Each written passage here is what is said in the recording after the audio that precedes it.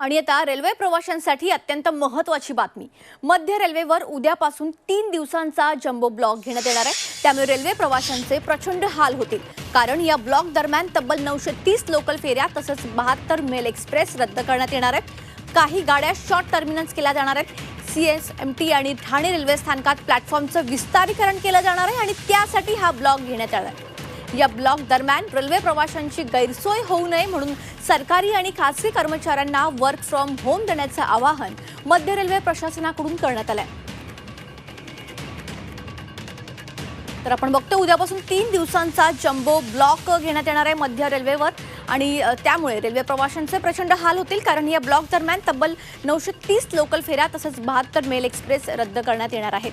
काही गाड्या short terminals देखील केल्या जाणार आहेत। CSMT आणि ठाणे रेल्वे स्थानकात प्लॅटफॉर्मचं विस्तारीकरण केलं जाणार आहे, त्यासाठी हा ब्लॉक घेण्यात येतोय।